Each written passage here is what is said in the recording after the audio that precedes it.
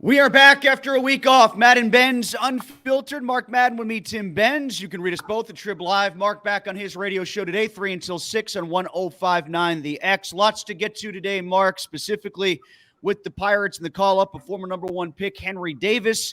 But before we get there, you were just in Vegas. In fact, you were there in Vegas as the Golden Knights were winning the Stanley Cup. What was that experience like, and what was the nighttime parade on Saturday like? Were you able to catch that before you flew back? No, I was already gone when the parade kicked off, and William Karlsson's drunken antics were somehow just embraced by everybody. You know, John Morant, he flashes a gun, he gets suspended 25 games because he's setting a bad example for kids, which he is. William Karlsson did the same thing, maybe not as extreme, but I would assume he got a limo home from the parade, or at least an Uber, because, again, I watched that whole thing, his speech, quote unquote, taking his shirt off. Everybody thought it was funny. I thought it was totally cringe. I just didn't see anything even remotely good about it. Anyway, what I was surprised At least Ole Mata kept his shirt on when he was wandering around Pittsburgh in 2016, right? Oh, Karlsson was a lot worse than Ole Mata. Don't you think? No, I agree. I'm just I'm trying to draw the low-hanging fruit from a Pittsburgh Penguins analogy. Basically, who cares? But what shocked me the most was I was in Vegas on the day they won the Cup, on the Tuesday, and I didn't go to the game because the ticket prices were way out of whack, like $2,800 for the cheapest ticket. So I went to the Resorts World Sportsbook to watch the game. And then 2 hours after the game, after I had dinner, I came back to the hotel, the New York, which is right next to T-Mobile Arena. And Tim, aside from the usual casino commotion, it was quiet as church. If that was Pittsburgh, there would have been bodies everywhere, right? But in Vegas, where you're thinking to be nutso, it really wasn't. Maybe it's too nutso all the time to go to an extreme of nutso after you win the Stanley Cup. I don't know. You said 2,800. That was a pittance for Taylor Swift tickets here, Mark. You missed the Swifties taking over your fair city, particularly your neck of the woods on the north side here. Tim, I was home Saturday night, but I came from the airport. Yeah. I went all the way around Taylor Swift traffic. Wise move. On 79 North, through North Hills, Westview, McKnight Road, Babcock Boulevard, like that. Stopped at my house and got all the way out to Irwin, PA, inside of a couple hours to see Kashmir, the Led Zeppelin tribute group. And I do not feel cheated for having missed Taylor Swift. I would have much rather seen Kashmir. Well, Mark, let's get back to hockey since we're on the topic. We will go to Henry Davis in just a second, but sticking with hockey for the time being, the buyout season is underway. There's a 2-week window. How come Michael Granlund's still a Penguin? Well, because the window's not closed yet. You don't have to make that decision the minute the buyout window opens. You can make it right before it closes as well. I don't know. Maybe they're trying to trade him, maybe package him with, the 14th pick to move down in the draft, which sounds crazy unless you know it's a logical move to get rid of Granlund's cap hit. I don't know, but I don't see any way Granlund starts next season as a Penguin. Yeah, I just saw Oliver Ekman-Larsson, who's a bigger ticket than Granlund, bought out by Vancouver, and they willingly ate that money. So if but Tim, that's Jim Rutherford. Jim Rutherford does things the minute the impulse hits. Yeah, but he didn't do it here. He didn't buy people out here. Well, no, but there was no one to buy out here. Trying to think if they had a contract or two under Rutherford. Not like OEL, not like Michael Granlund. But Jim made a lot of impulse moves, and I'm not criticizing. They served the Penguins very well to the tune of 2 Stanley Cups. But not like Dubas has to do it the minute the buyout window opens. I had Craig Patrick on your show, Mark, when I was filling in last week, talking about the 3 Ice tournament that's coming up. He's a part of that. He's also still a scout for the Penguins. I asked him about the Kyle Dubas hire. He seems really on board and talked about the likelihood of him building up the Penguins analytics department even more than what it already is. How important is that to the Penguins' success, do you think? I think changing the way the organization approaches roster assembly is what's important. And I think if a greater emphasis on analytics affects that, then that's good. I just think it's an incredibly stale team. I'm doing a monologue today about, everybody's talking about Jari, what to do with him, and Zucker, what to do with him. What about Brian Dumoulin? I just hasn't think been it's the like a same since he foregone had his knee conclusion that he's surgery. gone. Pardon me? I think it's a foregone conclusion he's gone. Well, I mean, I don't know. I mean, there will be pressure from inside the locker room to keep him on a short-term, cheap deal, which is the point of my monologue. But I would just let him go because you got to change something. You can't just keep walking back the same guys to the same limited level of success, which is to say making the playoffs, then going out in the first round. And they didn't even do that this year. To that end, I saw one projection on Zucker that was likely 5.1 in free agent dollars if he goes free agent cap dollars, 5.1 million if he goes to another team. But if he were to stay with Pittsburgh, they might be able to keep him at 4.8 million.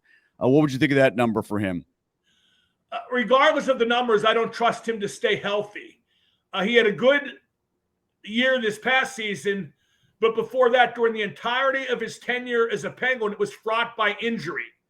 So I'm going to bet on the long run, which is that he'll get hurt again, as opposed to the short term of last year where he did stay healthy.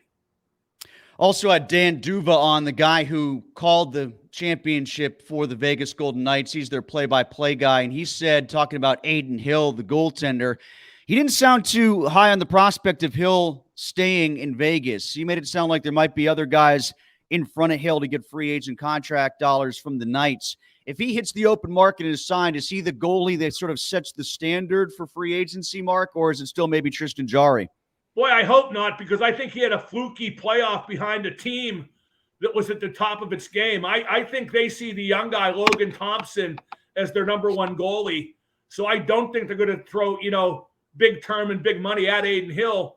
And I don't think anybody will. Look at Darcy Kemper, who won the Cup the year before with Colorado, then went to Washington on not a huge deal. So I expect Aiden Hill will leave, and I expect that's the right decision that the Knights make. All right, Penguins fans, hockey fans, want to hear from you. You can post here at Madden Benz Unfiltered. We'll get to some questions and some comments. Want to hear from Penguins fans as the offseason truly approaches now that the Stanley Cup is in the rearview mirror. Mark, let's get to the news of the day surrounding the Pirates, and that's the call-up of Henry Davis. I like what you said on the podcast today. This has to be a victory unto itself, essentially, and we can't make Henry Davis out to be a solo savior for this team the way things are going. Well, I've been saying that for weeks, that, Henry Davis and Endy Rodriguez are being mythologized by fans and Bucko bloggers and whoever, because they can come up and quote-unquote save the season. As I said on the podcast, calling Henry Davis up has to be for the sake of his development, to find out if he's ready, how ready, what needs to be worked on, because I don't think the Pirates were ever going to really be a legit threat for a playoff berth, let alone a division title. They've managed to hang in there, but a team that goes up and down with the crazy peaks and valleys the Pirates have had this year, how often do they wind up getting to the postseason, even with now an expanded baseball postseason? So, again, I think calling Davis up is more to find out about Henry Davis as opposed to save the Pirates season. I'm just hoping he doesn't falter badly. Now, if he does, I think he'll recover. I'm not one of those guys who believes that a rookie called up too early that fails is scarred for life. Pedigreed athletes are made out of sterner stuff than that. But I just don't want him to be blamed if he comes up, plays poorly, and then they fall way off the pace, which might well happen organically, whether Davis is here or not. And we got to say it, Mark, the tone of he's got to be a savior for the team, I think whether it's spoken or not by those that are in favor of this move, they know that on some level or another, this is likely their biggest move that they're going to make. This is their big pitch to try to get them to stay in the playoff push, because I don't see them making a big trade for some of the reasons you pointed out. Well, they shouldn't. What are they going to do? Make the Chris Archer trade again? I mean, that was done on a wing and a prayer in a half-assed hunt for a playoff spot. They didn't get it. And look at the resources they gave up to get Chris Archer, who went on to much bigger and much better, albeit injury-fraught, with Glasnow and Meadows. But yeah, I think this is their big move. I don't think it's going to be enough. I worry about how it affects the pitching staff, because Hedges, for all his flaws offensively, is pretty good defensively and handles the staff well. So you're taking a bit of risk here in terms of you might help your offense and hurt your pitching. Then again, how good has the pitching been lately anyway? Yeah, that's really spiraled. And the Pirates, when they do get a lead, they don't add on. They don't get a lead enough. I feel like more and more as you get away from April, June was sort of looked at as the evening out, the dividing point after what happened in May to cancel the really hot start, or at least dent the really hot start. It's just looking more and more like 20-9 was the fluke, and we're going to see the rest of who the Pirates are over the remaining parts of the season. Well, I don't know if it'll turn out to be the fluke. I think it'll turn out to be part of an accurate big picture, which will be 75 wins somewhere in there. And I said 72 before the season. If they get 75, that will be a considerable overachievement, given what I forecast. Do you see the Reds winning the division? Nah. Still leaning towards Milwaukee? I hate to count them out because it's a bad division, but I think Milwaukee's the best team. Yeah, I still am leaning towards Milwaukee. And Tim, if they would have brought up Henry Davis and Endy, like when the Reds brought up Dela Cruz, the Pirates would be in first place right now. Well, I do wonder about the Reds if they're getting sort of an artificial pop. Maybe that's the wrong way to phrase it, but we've talked about this from a hockey standpoint a lot. I agree with that. I think they are, and I don't think it'll last. You call up young guys, and they're great for the first 20 to 30 games, and then the adrenaline sort of dissipates as they get up there. That can happen even more easily in baseball because of the length of the season and the amount of games that are played. Yeah, I'm curious to see how the guy plays. I'm curious to see where they play him, Henry Davis. I mean, you put him in right field, you have him catch. I mean, I think the safest bet for the overall success of the team is to put him in right field. I want Austin Hedges handling the pitchers, but then again, he's hitting 170 or whatever he's hitting. So yeah, I can see got the Henry negative Davis bat in the lineup. Yeah, you still got the negative bat in the lineup at that point if you're the Pirates, regardless of what he's doing defensively. And my gosh, who amongst the Pirates catchers doesn't get catcher's interference at least once a game these days? And that's a weird thing that's going on right now. That is. I kind of like it, though. I like he should just grab the guy's bat when he tries to swing and, have him rip out. Feels like when I do it. have him rip out his obliques, Let's hear from Pirates fans, too. We want to hear what you think about Henry Davis being called up. There's some excitement about it, and rightfully so. I think on an individual level, like Mark was saying, this is great. I do want to see how good he is. I want to see him hit major league pitching.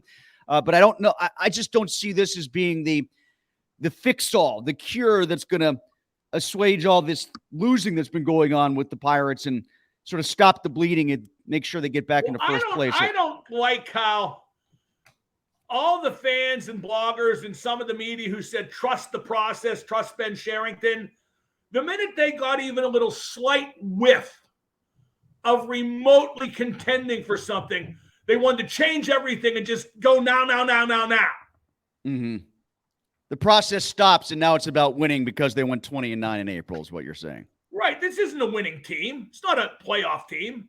It's just not. Yeah, their record of late has certainly shown that. We've seen what those look like, and they don't look like this. All right, so Pirates fans, let's hear from you, not only about Davis, but the overall state of the team, the 6-game losing streak, and just in general, Mark, I think there's a lack of quality, good play going on with the Pirates. It's not just about one thing or the other. It's fielding sometimes, it's base running sometimes, it's hitting, it's pitching. It's all dissipating after what we saw in the first month where everything seemed to coalesce and come together nicely. Well, you brought up a good point earlier. They never get ahead by enough. They get like ahead by a run. And I don't know whether it's because they just can't hit, whether they play it safe and cling to that. I would think it's the former. But then the next thing you know, it's 5-1 the other team. Yeah, and the bullpen isn't holding on like it used to. Like Holderman getting to Bednar hasn't been the lock that it had been. That's right. Well, Bednar's really good. Holderman's not. The Pirates, I look at a guy like G1 Bay, okay? And he's doing pretty good, right? Mm-hmm. Plays aggressive offensive baseball, makes some plays in the field. And I think he can be a starter on the Pirates when they're good. I also think he needs to be the number 8 or 9 hitter.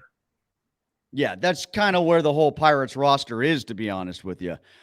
Even Reynolds, I think, batting where he's batting and the onus put on him, he doesn't get that anywhere else but here. And maybe he doesn't get well, I shouldn't say he doesn't get the contract because other teams pay more habitually, but you know what I mean. Like the leverage that he is put under here is because the Pirates are who they are. Well, you know what else I was thinking too? I got to visit some of the blame on Shelty because I don't think he's a whiz as a manager in game. But like yesterday, I saw their lineup. They used a Sunday lineup, like Noki, Brian Hayes. They sat guys when they're on a 5-game losing streak, but still on the fringe of the race for first place in the division. Why would you playing the bench team guys? that's been leading all year? Yeah. I mean, it just. But then again, Tim, maybe like I've been saying, maybe that reflects how they really see this year's team and what the objectives are. Yeah, so Pirates fans, what do you think now versus what you thought at the end of April? Are these the chickens coming home to roost, so to speak, or what do you make of where the Pirates are? That never made me mad, Tim. That only made me glad. Let's also get to some conversation about the Steelers, Mark. I know you like Colin Cowherd. You appreciate his work at the Craft, and he made a prediction on his program. He was kind of hunting for teams that would make the postseason that didn't make the postseason a year ago. He said on average, you see 6.5 teams. It's usually over under 6.5 teams that make the playoffs in one year that didn't the year before. He had 4 teams in the NFC, and he didn't have a team in the AFC yet. So for his 5th team, he picked the Steelers in, and he had the Ravens out. Personally, I don't see those two things as having to be 1 + 1 = 2. I could see the Steelers making it and maybe Miami or the Chargers falling out before I do the Ravens. Yeah, but that's a rather weak premise upon which to pick the Steelers making the playoffs. And what he cited that he thinks Watt will stay healthy, he won't. What? He cited that their key players traditionally stay healthy. Well, Watt doesn't. And what if the others don't? And, like I said, the Baltimore juxtaposition, I think he just said that. Colin Cowherd very rarely says stuff just to create talk, but he did that just to create talk. I don't think he believes that for a minute, and I certainly don't. The other 2 points that he brought up, when he talked about the Steelers' core players staying healthy, whereas Baltimore's don't, that's a flawed argument in 2 regards. First of which is, okay, so Baltimore does tend to be one of the more injured teams year in, year out. That's true. They've also made the playoffs for the last 5 years. So despite all these injuries, they keep making it. And the Steelers, the guys that he mentioned, well, they did play 14, 15 games last year, but Pickett got knocked out of 2 games for concussions. Freiermuth had concussion problems. If you look at Najee Harris, he played a bunch, but he played hurt and compromised, especially at the start of the year. So the injury thing to me is not something I'd hold a lot of weight in this discussion. Furthermore, the thing about the strength of schedule, he's right there too. Steelers have a weak strength of schedule. It's 25th in the league. Baltimore's is 21st. I mean, there's 4 wins of difference between Baltimore's schedule and Pittsburgh's. Well, and let's fast forward, too. When are we going to talk about them winning a playoff game for the first time they haven't done so for 6 years? I mean, when are we going to set the bar for success, in terms of the standard being the standard? We have artificially lowered the bar, artificially overestimated Tomlin's quote-unquote greatness. Like everybody went nuts over that. You saw that speech Tomlin gave, right, Tim? The rah-rah thing at the end of minicamp? Oh, at the end of minicamp, yeah. Yeah, and that got all kinds of rave reviews, and what a great leader he is. That's why he's Coach T. Win a playoff game. Okay? That speech that Tomlin gave and the overreaction to it just confirms what I've said for years, which is he is more horseman or artist than coach. Blah, blah, blah, blah, blah. Win a playoff game. Don't speak in empty platitudes and expect me to praise you for being a great coach because you went 9-8. Win a playoff game. Let's get to some of the posts that we've got here from viewers, including Fred, who says, what happens? Davis struggles and gets sent down and everyone blames Nutting, or he crushes pitching and the fake media commands for all minor league stars. In other words, more will come. And I do think more will come. Like, I'm sure we'll see Priester. I'm pretty sure we'll see Rodriguez. More are supposed to come. Yeah, they better, because that's what they've been pinning all their hopes on for years now. Just organically, when they're ready, not to try to jumpstart a team that wasn't going to win anything anyway. All right, got a bunch of posts from one guy in the Pirates. He says, Reynolds has 3 homers in his last 56 games. Connor Joe has a batting average that's dropped 60-plus points and 2 RBI in his last 31 with 38 whiffs. He sucks. Bucco catchers have thrown out 6 attempted base runners out of 67. Shelton lineups and pitching decisions are awful. Well, I'm not going to comment. This guy's from some ball hockey league in Southwest Florida. I don't know what that stands for. Is that what it is? Southwest Florida? Okay, well, if that's the case, how come they've not sent a team to my tournament? Well, a travel team. Yes, I'm not answering any questions with this guy. Let's move on. All right. Michael says, do you think Bob Huggins will coach college basketball again, or is he done? I think he's done. And I hope he gets too. some help. I was all for giving him a reprieve after that distasteful interview he did, because I think him coaching at that point was still what's best for West Virginia basketball. But now it's just time for him to help himself to get better, because something's clearly wrong there. Why was he in Pittsburgh anyway? He didn't even know he was in Pittsburgh. Did you see the police report where he tried to say he was in Columbus? Like he said he was coming from some basketball camp in some place in Ohio. But there had to be a reason he was here. I don't know. Somebody theorized he was dropping his daughters off at Taylor Swift. I don't even know if he has daughters or not, but I mean, that was right when the Taylor Swift concert was starting, and he was on Merchant Street, Mark, like right by the Tribune that Bob Huggins' daughters, which I don't know if he has any, would be old enough to get themselves there. I don't know. And apparently there's one report where there's like a trash can full of beer cans in the back. He blew a .2 something, for crying out loud. I feel very bad, because that's not one too many. Bob Huggins, but I think he's done coaching college basketball. Yeah, and at this point, where else is he going to go? Who else wants to give him more of a break than West Virginia did already? I guess that's right. Maybe he can drive the Pirates bus. How about that? Huh? And they were in a police escort too. Did you know that? Like the police. Right. You have a drunken bus driver transporting the Pirates from where? Chicago to Milwaukee, right? Right. Yes. Which is the way to go. That's a shorter drive than it is a flight. It's like, is it shorter than Pittsburgh to Cleveland? It's commensurate, isn't it? Yeah, about the same, but it's still, well, I'll put it this way. I have flown from Chicago to Milwaukee before I knew how short it was, and then I drove. It's better to drive. Well, it's better to drive if your bus driver is sober. Well, right, especially to have a drunken bus driver. The police escort pulls him over. You know what I mean? Like the Pirates booked their own bus driver's arrest. This comes from Calvin. Mark, did you see any shows in Vegas? That was the whole point of you being out in Vegas, wasn't it? Well, and to not do my show. That too. Yeah, Robert Plant with Allison Krauss, and I saw the USA-Mexico soccer game. USA with a let's talk about that, because that got a lot of headlines. Canada to win the Nations League. But people are praising, saying this might be the best U.S. team ever. Okay, beat bigger nations in bigger stages, and then I'll call you the best U.S. team ever. I really like Gio Reyna, how he led the attack from midfield in both the games, against Mexico and Canada, but they're still a long way. Like, I saw some guy on Twitter a moment ago, Tim, saying that with the World Cup in the U.S., it's in North America, the next one, right? Mm-hmm. So if I live long enough, I'll be able to fulfill one of my few remaining bucket list things, which is to see a World Cup game. Okay. But anyway, I saw somebody tweet, well, with the World Cup being in North America, the least the USA should get is third place and should make the final. That sounds optimistic. Okay. If they played it on Mars, maybe that could happen. Okay, that's how far-fetched the notion of them. I mean, they could play a World Cup, at home, only U.S. fans allowed to buy tickets, and the other team limited to 10 men, and they still wouldn't win the World Cup. They wouldn't. If they were playing on Mars, who has home field advantage?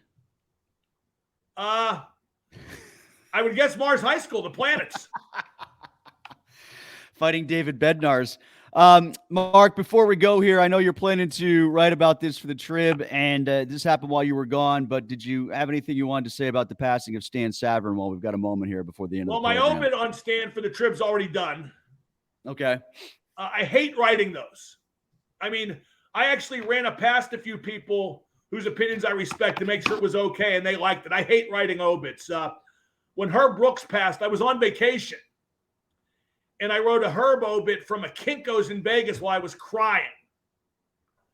But it turned out good, so I'm hoping the Stan thing, turned out as well and is a fitting tribute to him. I'm all stand up, though, to tell you the truth, Tim. I mean, it's, I've heard everything said.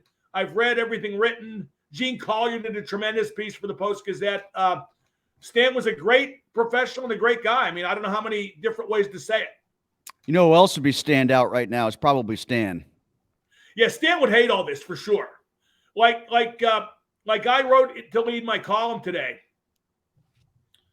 Stan's funeral is at 3 o'clock. Excuse me, 1 o'clock. And my show is at 3. I'm going to the funeral, but I'm leaving at 1:45, so I'm on time for the show because that's absolutely what Stan would do if it were my funeral or anybody else's. Well, and on top of that, too, because the job came first. And I don't know if I'm speaking out of school here, but at least once I know that in the days leading up to his passing, he had asked his sisters, please put me in the ground before the first obit is written, which, I know what he's getting at. Of course, it was impossible for that to be executed. People knew within minutes of him passing that he had passed. It was on Twitter. He was never going to be able to keep it quiet. But I get where he's coming from. And that was sort of what I was getting at before about how he I believe when you're dead, you're dead. So I don't think Stan had to put up with all the stuff he for sure would have hated were he alive to see what happened after he died. Oh, but you never got to when you were on vacation, the shows that you saw, Alison Krauss, Robert Plant, and so forth. Robert Plant, he does the folksy Americana stuff. It's always very good, but very different if you're, expecting to hear a lot of Zeppelin played like Zeppelin played it. And I love the Mexico-U.S. game. True passion. Crowd was about 2/3 Mexican. They got pissed when it became Tres Acero. In fact, they were mad when it was Una Acero. So just a great effort by the U.S. team. And that was great because it's a sporting event I could go to and just be a fan. And do the song. Yeah, it's always easy to do on a national level. You can always do it that way, unless you're flat out covering the game in the press box. Although I do find the idea of sports as patriotism, that you're somehow representing your country, to be laughable too. You want to represent your country, join the military, grab a rifle. That's how you represent your country, not by kicking a ball. Well, how about skating? Because I'm wearing my 1980 Lake Placid shirt right now, my USSR shirt. That was as close as it came, and even Herb didn't see it that way. I can tell you that for a fact. Herb said many times it was a hockey tournament. Mark, good to have you back, and we'll listen to you on the air today at 3 o'clock. Thank you, Tim. All right, Madden Benz Unfiltered.